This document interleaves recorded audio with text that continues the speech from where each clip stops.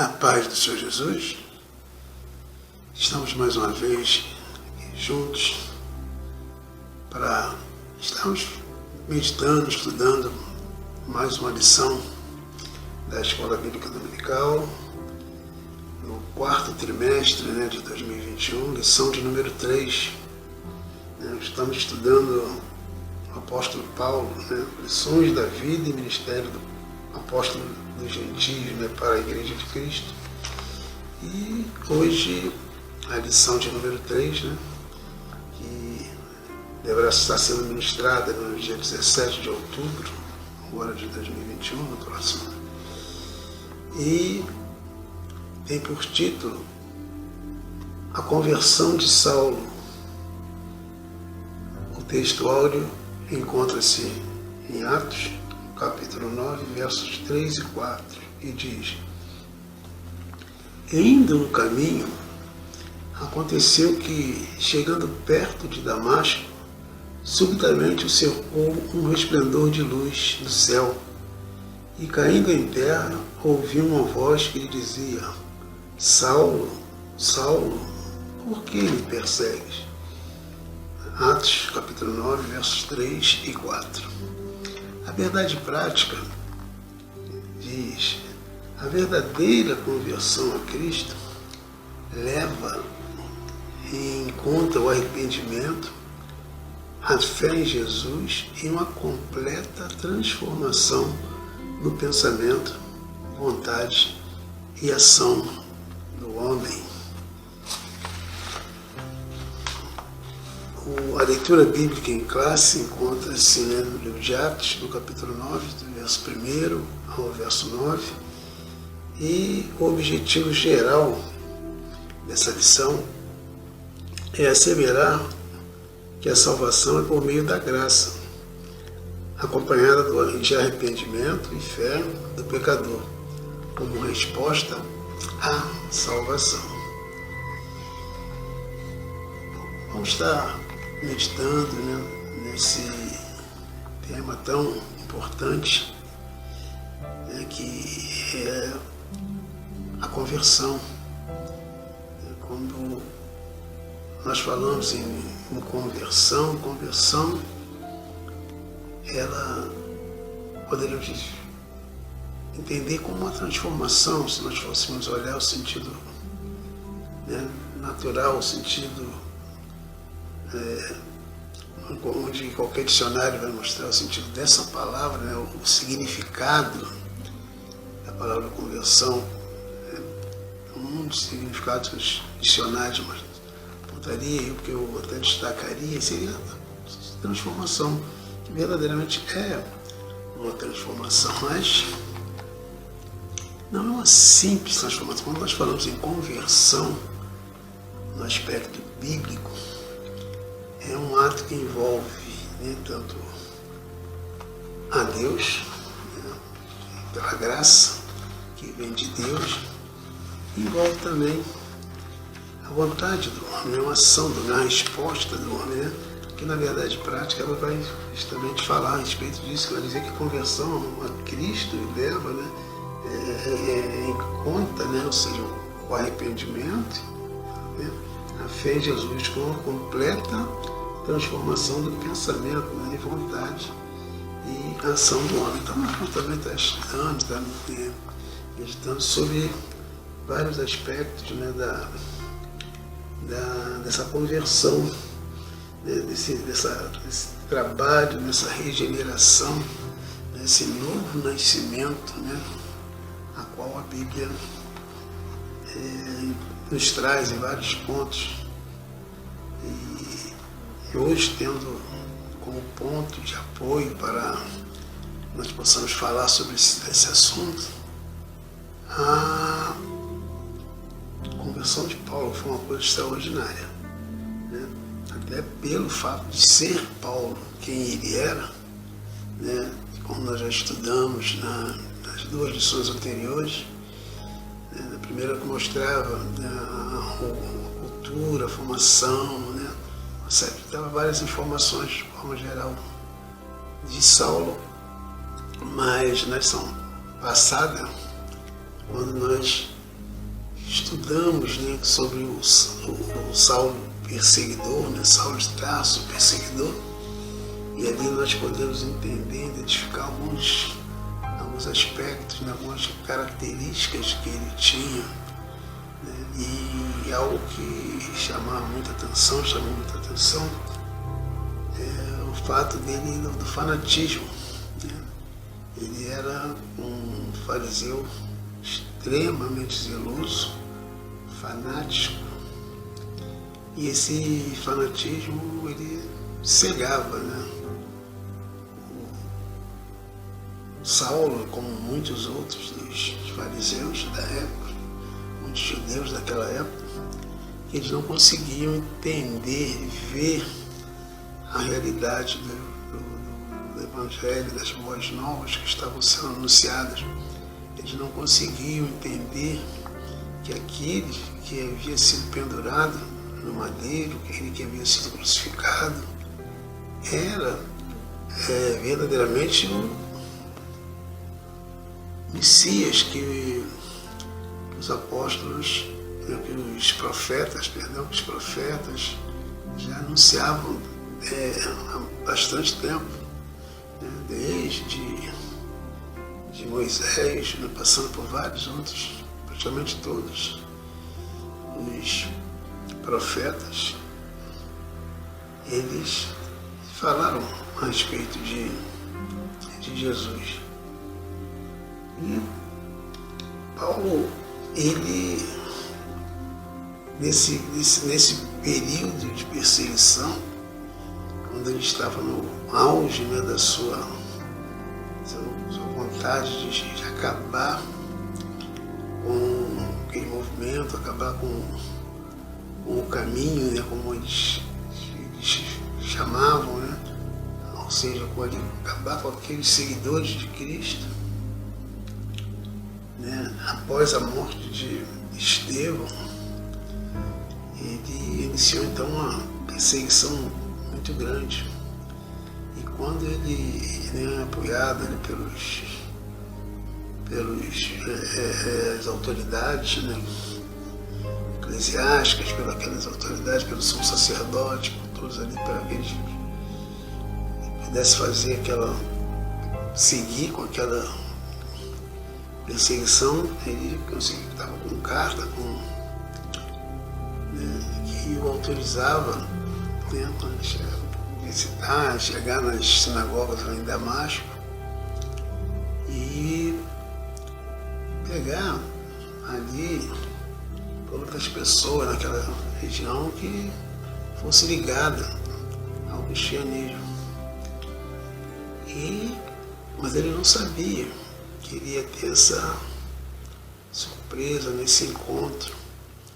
E a palavra nos mostra que quando ele já estava próximo, né, se aproximando ali de Damasco, ele teve aquele encontro quando aquela luz, né, o envolveu, e ali ele cai em terra, conforme a palavra Deus te mostra lá em Atos, no capítulo 9, versículo 4, vai dizer que caindo em terra, né, ele ouviu a voz que dizia: Saulo, Saulo, por que me persegues? E eu creio, a gente deve imaginar como que ele deveria estar se sentindo atônito, confuso, não entendendo nada. Ele pergunta: quem és? E ele ouve a voz respondendo: sou Jesus, a quem tu persegues. Diz: olha, duro é para te recalcitrar contra os aguilhões, como uma fera, né, que ali lutava às vezes ali contra aqueles que eram presos ali pelos, né, os senhores ali, aqueles homens que prendiam aqueles animais com aqueles ferros ali para que eles não fugissem, e aqueles bichos às vezes ali pulando, se debatendo contra aqueles ervas ali se ferindo. E Jesus, quando fala isso para ele se sentiu, ele viu que ele estava numa luta em vão, ele estava lutando contra o próprio Deus. Quando ele percebe que ele tem aquela visão, e ele mesmo depois ele vai dizer que ele viu ao próprio Senhor Jesus. E ali, quantas coisas não devem ter passado pela cabeça dele. Aquele homem que havia sido morto, que havia sido crucificado, que aquilo para ele, ou seja, então se ele morreu, se ele estava pendurado no madeiro, então era alguém maldito na visão dele. Até então, de repente ele percebe que ele estava totalmente errado. Que aquele homem, como assim como os seus seguidores anunciavam, os discípulos, os apóstolos ali anunciavam a sua ressurreição, que ele estava vivo, ele pôde contemplar, ele pôde ter essa certeza ali, com certeza as coisas devem ter passado tanta coisa na cabeça dele. Ele percebeu o quanto que ele estava errado. E ali, com certeza, veio o arrependimento, as perseguições, a morte de Estevão, o coração duro que ele tinha até então. Então, isso é um trabalho, que é realizado no momento da conversão. A graça, ela gera esse tipo de comportamentos, gera um arrependimento.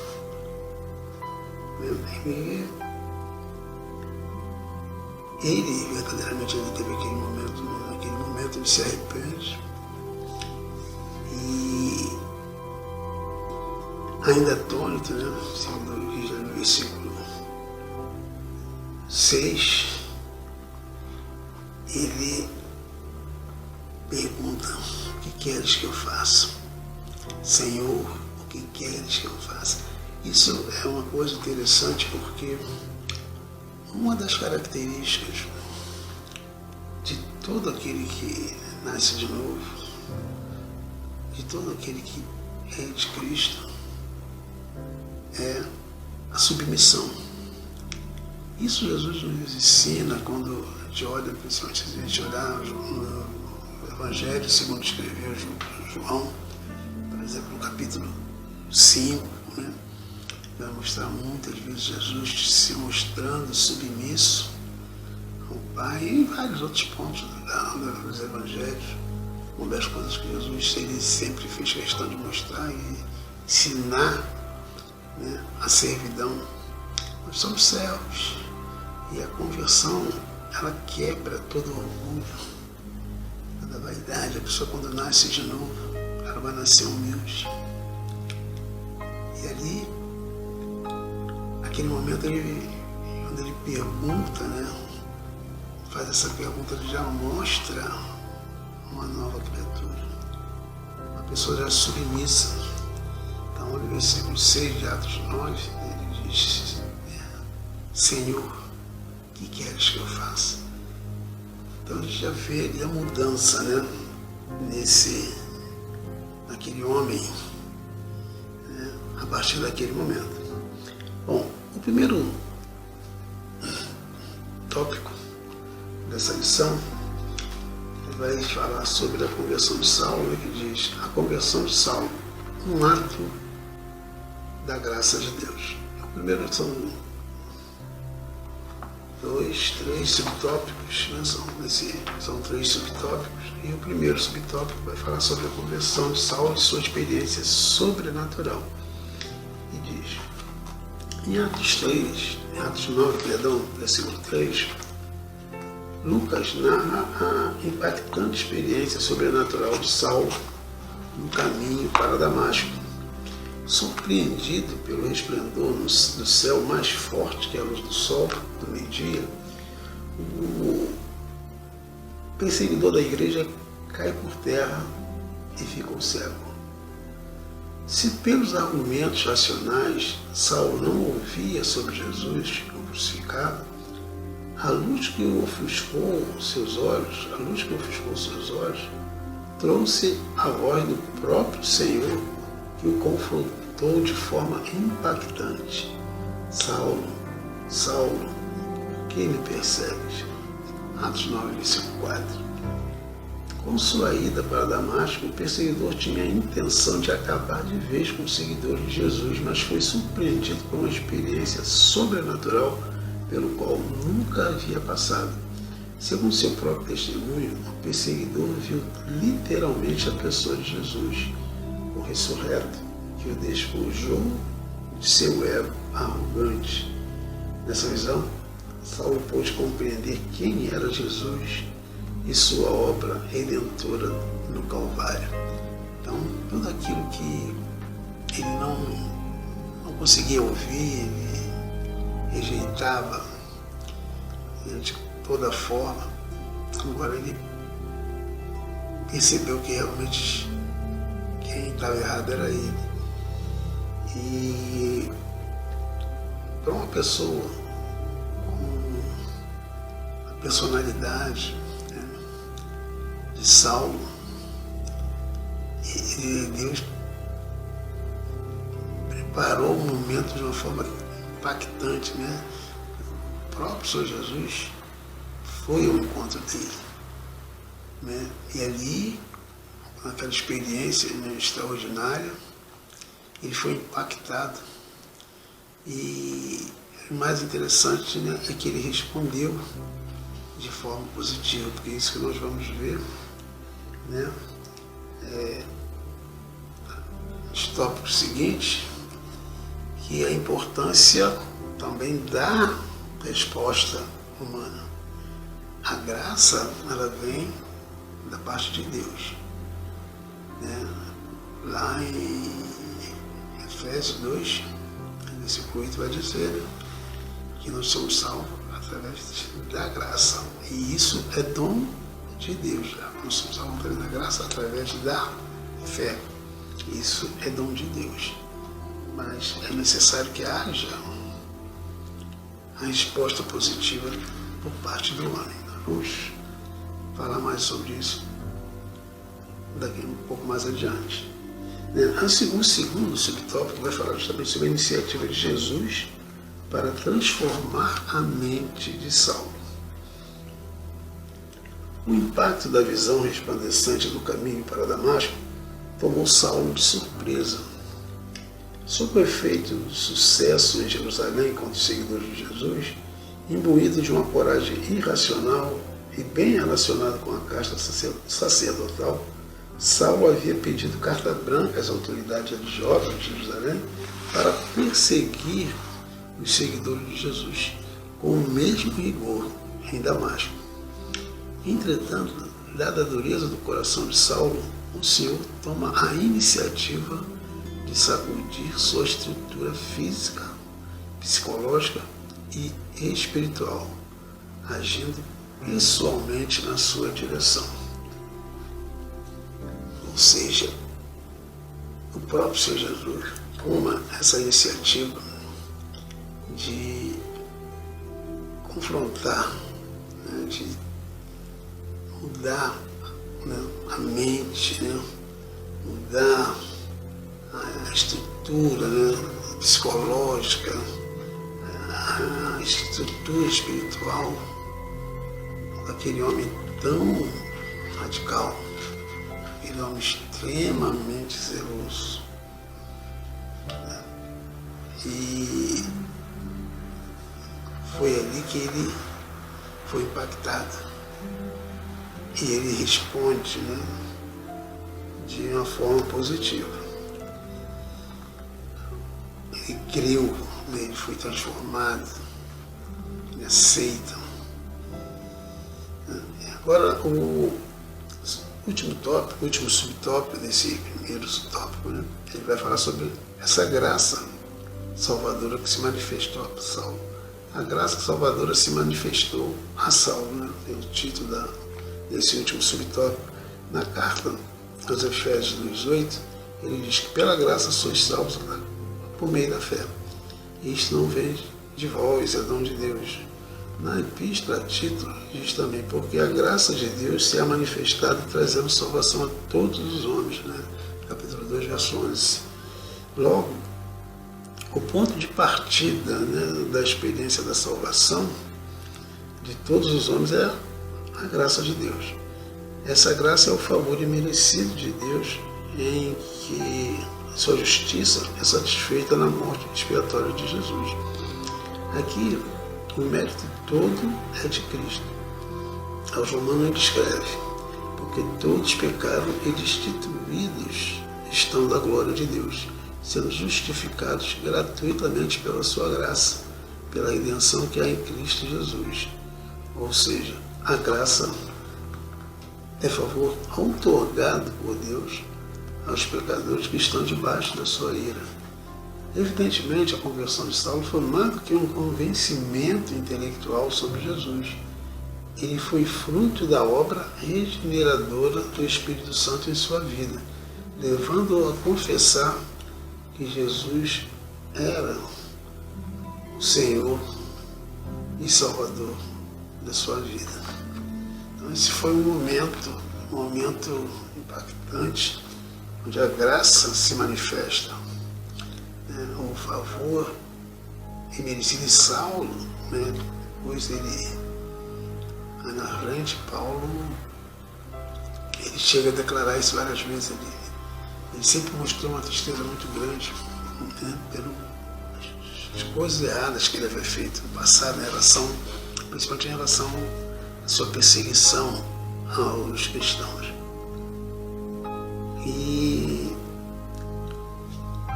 ali, quando ele passa por esse momento, ele tinha essa visão, ele tinha esse comportamento, mas a graça de Deus passa por cima de tudo isso. Ela vem justamente, né, com esse favor.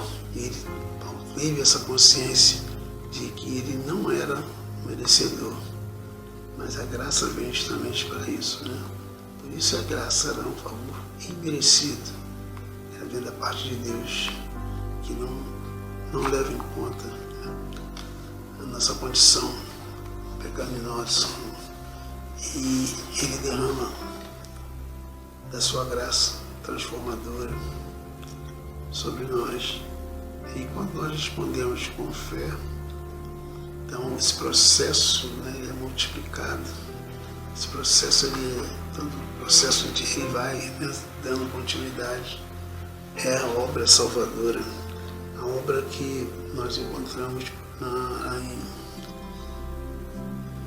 na carta aos Filipenses, né, no capítulo 1, verso 6, quando a palavra de Deus diz que aquele que em vós começou a boa obra, ou seja, essa boa obra ela dá início nesse momento, onde a graça ela é derramada sobre o homem de ser regenerado, quando ele nasce de novo. Todo aquele que nasce de novo, né, que passa por processo da palavra de Deus, que essa grande obra, essa boa obra da parte de Deus, ela vai sendo, né, ela evoluindo, ela vai sendo executada em nossas vidas até o momento final nosso. Por isso a palavra de Deus diz que até o dia de Cristo, né, nós estaremos sendo transformados, ou seja, o dia que nós ou partimos ou no arrebatamento, ou uma chamada individual, né, uma chamada pessoal, quando nós, né, partimos para o encontro do Senhor Jesus. Então, até esse momento a obra é feita, né? Então ele conclui essa obra dele no dia do nosso encontro com Jesus. O segundo tópico vai falar sobre Saulo e a doutrina bíblica da conversão. A conversão começa no arrependimento. Essa conversão ela é iniciada justamente nesse momento, onde o pecador, primeiramente, ele tenha consciência dos seus pecados, se arrepende. É uma obra do Espírito Santo de Deus, ele nos convence dos nossos pecados. E ali vem o arrependimento, né? Vem a tristeza do arrependimento. E esse é o primeiro passo, né, da conversão. Então, a palavra arrepender-se, no grego bíblico, é metanoia, né, que é o verbo, que significa pensar de maneira diferente, sentir remorso, uma disposição interior para mudar. No Novo Testamento, arrepender-se traz a ideia de tristeza pelos próprios pecados, acompanhada de um desejo de corrigir o rumo. É a mudança na mente que induz a correção de caráter e de conduta moral. É a contrição do coração, o desejo de mudar de atitude quanto ao comportamento da vida, né, cotidiana. Isso é obra do Espírito Santo, João 16, versos 7 e 8. Portanto, a conversão é uma parte do processo de salvação do pecador. Ela assinala o início, né, do despojamento do velho homem e do revestimento do novo homem. Esse processo, né, ele se inicia, né, com esse arrependimento, o verdadeiro arrependimento, e ele começa a mudar, fazer essa transformação, né, na vida da pessoa, na mente, né, da pessoa, né, na sua conduta moral, né, vem aquela tristeza, né, no coração, esse desejo de mudar seu comportamento, que ele percebe o quanto a pessoa tem feito coisas erradas, tem desagradado a Deus, e tem esse desejo de mudar, essa tristeza pelos seus erros e o desejo de uma mudança, né? E esse comportamento ele vai sendo efetuado não só no dia a dia. Então, a conversão é uma parte, né, desse processo, né, de salvação. O segundo subtópico diz: a conversão de Saulo promoveu uma transformação pessoal. Foi o que aconteceu com Saulo, pois a luz do resplendor do céu cegou-lhe os olhos carnais e o fez ver o Cristo ressuscitado, abrindo-lhe os olhos espirituais para conhecê-lo como Senhor e Salvador. Essa experiência sobrenatural e impactante o fez indagar ao Cristo ressuscitado sobre o que deveria fazer.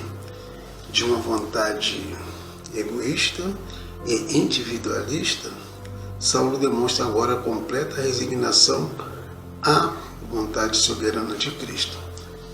Atos 9, versículo 6. Uma das coisas que acontece, né, na conversão é justamente essa transformação pessoal. E Paulo, ele mais tarde, quando ele escreve a igreja de Coríntios, né, a segunda carta aos Coríntios, no capítulo 5, verso 17, ele diz que se alguém está em Cristo, nova criatura é. As coisas velhas se passaram e tudo se fez novo. E aqui Paulo, ele experimenta verdadeiramente essa verdade. Naquele momento, a conversão promoveu essa transformação daquele velho homem, né? Aquele fariseu zeloso, né? Aquele fariseu temido, né?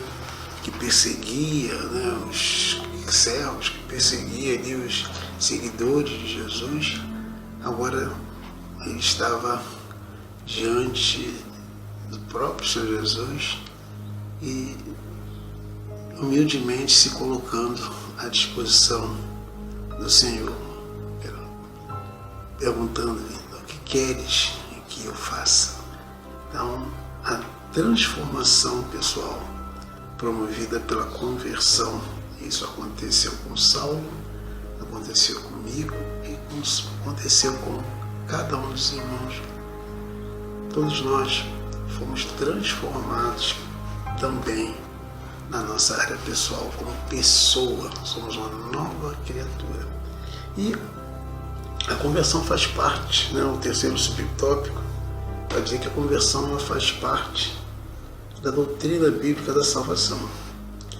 O choque da experiência sobrenatural, né, do resplendor de luz sobre os seus olhos, transformou a mente de Saulo, levando-o a reconhecer o Cristo que outrora tanto rejeitava, agora o fazia apóstolo. 1 Coríntios 15, versículo de 8 a 10. Como vimos, a verdadeira conversão é a que nasce da tristeza para com o pecado e o reconhecimento de que o homem precisa dar meia volta para Deus. Então isso aqui está dizendo de arrependimento, de mudança, né, total de vida, né, de toda a nossa caminhada muda totalmente, né, depois de uma direção para a direção oposta, né? Estava, ou seja, caminhando, né, cada vez mais, de uma forma cada vez mais afundando no pecado, volta, né, de uma forma totalmente no sentido oposto, né, na direção de Deus. É uma mudança que tem raízes na obra regeneradora do Espírito Santo efetuada na vida do pecador. Como obra de Deus, a conversão é uma manifestação externa da regeneração operada pelo Espírito no interior do homem, né, que implica mudança de pensamento, vontade e ação. Uma mudança que altera todo o curso da vida do pecador. E é o ato, né, divino pelo qual Deus faz com que o pecador volte para Ele, em arrependimento e fé. Portanto, uma verdadeira conversão revela uma poderosa transformação na vida do convertido. Então, é uma obra de Deus. Deus ele vai promovendo, né, essa mudança na vida. É uma mudança que ela é uma mudança interior que reflete no exterior, reflete, a pessoa muda totalmente seu modo de falar, seu modo de agir, muitos mudam até seus modos de se vestir, né? Ou seja, uma série de mudanças que vão acontecendo naturalmente, não uma mudança imposta, uma mudança de fora para dentro, mas uma mudança que ocorre de dentro para fora. É uma mudança feita pelo próprio Deus. É a obra, né, que começa, vamos lá em Filipenses, né, 1:6, né, que diz que é aquele que começou em vós, né, a grande obra é poderoso, né, para concluí-la até o dia de Cristo. Mesmo a santificação, mesmo por uma obra, né, que o apóstolo Paulo cita também na primeira carta aos Tessalonicenses, no capítulo 5, versículo 23, que diz que o mesmo Deus de paz os santifique em tudo, né?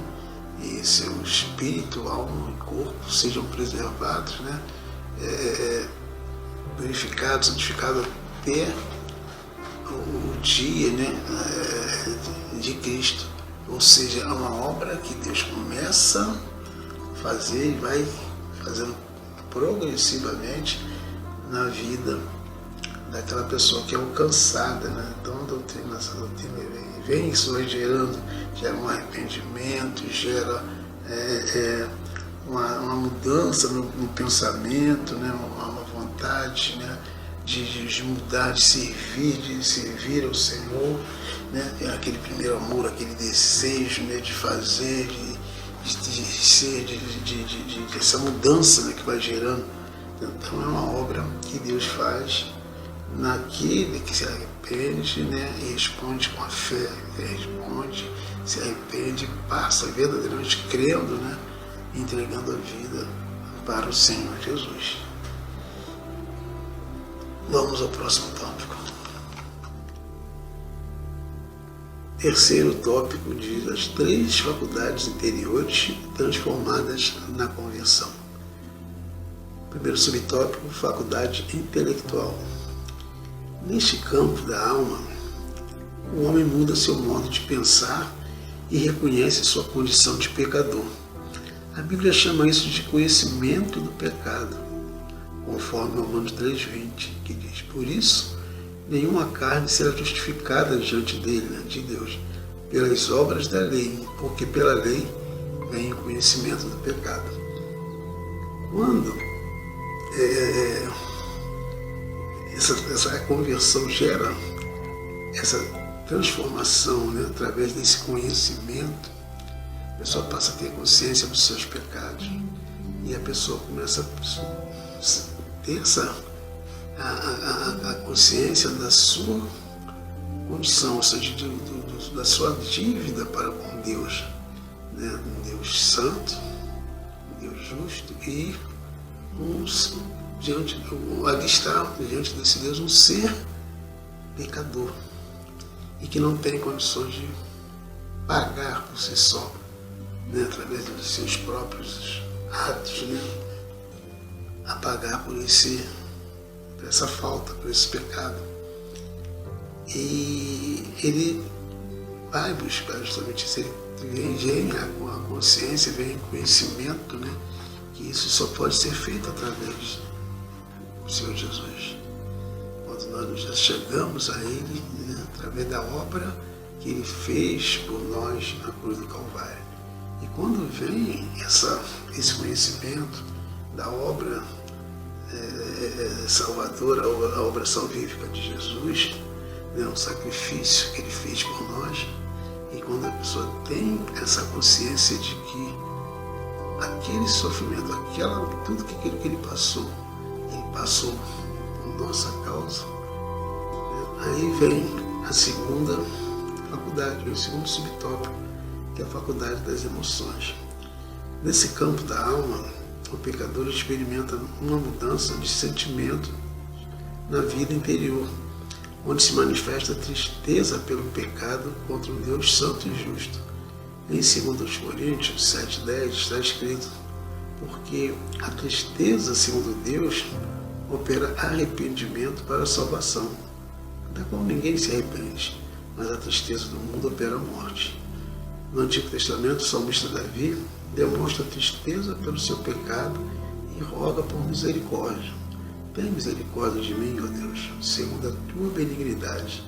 Apaga as minhas transgressões, segundo a multidão das tuas misericórdias. Salmo 51, versículo 1. Ao passar a ter consciência do pecado, passar a assumir a sua condição de pecador, vem esse arrependimento, essa tristeza, né, que gera por causa do arrependimento. O arrependimento ele vai gerar essa tristeza no interior, mas uma tristeza que vem da parte de Deus, que é a tristeza que vai gerar um arrependimento para a salvação.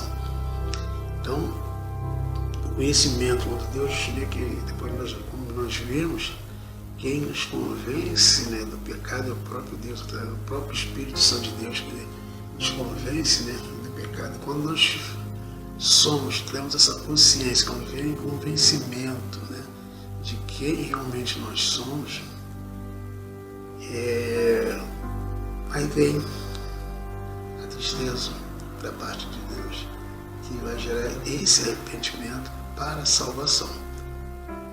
E quando essas coisas acontecem, né, aí vem esse terceiro subtópico, que fala da faculdade da vontade, ou seja, é a transformação, né, que a conversão também gera na nossa vontade. Se o homem está convencido em seu intelecto e sentimento a respeito do seu pecado, Resta-lhe agora exercer a sua vontade. O pecador agora pode pensar, desejar e fazer o que deve ser feito para a glória de Deus. Como imagem de Deus, o homem foi dotado com a faculdade de escolher livremente. Entretanto, e infelizmente, o pecado fez a separação entre a vontade do homem e a de Deus. Por isso, o Espírito Santo atua para nos convencer, para convencer o homem do pecado, da justiça e do juízo, para então tornar a unir sua vontade com a de Deus. Então, essa sequência, de transformação causada na conversão, essa mudança, essa transformação na alma, essa transformação assim, na maneira de pensar, no nosso pensamento, nos nossos sentimentos, E agora a respeito do desejo, da nossa vontade agora de fazer a vontade de Deus. É interessante que quando nós observamos a conversão de Saulo, diz a palavra de Deus que quando ele tem aquele encontro que ele vai à terra, e quando ele tem aquele diálogo com Jesus, e quando ele cai, que ele pergunta, Senhor, pergunta quem era, o Senhor, porque quando ele cai, Jesus fala para ele, ele ouve aquela voz dizendo, Saulo, Saulo, por que me persegues? E ele me perguntando, quem és, Senhor? Aí Jesus disse, eu sou Jesus, a quem tu persegue. E quando ele tem esse diálogo ali, aquele homem que era um homem duro, aquele homem que perseguia, aquele homem que açoitava, aquele homem que perseguia os cristãos de uma forma tão dura, qual foi a reação dele? A primeira pergunta que ele faz ao Senhor Jesus logo após, Senhor, o que queres que eu faça? A vontade de servir, Uma das características do novo nascimento é justamente a servidão, a submissão, ser submisso, pelo desejo de servir ao Senhor, de se submeter a Deus. Então, essa a conversão ela vai trazer essas mudanças.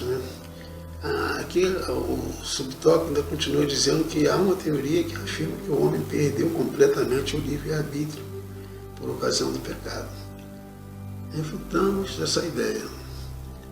Com o auxílio da graça divina e ajudado pelo Espírito Santo, o homem pode escolher e decidir e mudar de vida. E a pessoa que é transformada de conversão, ela exerce essa dádiva que Deus nos deu de fazer a escolha do livre-arbítrio. E ele exerce respondendo positivamente à graça que nos é otorgada.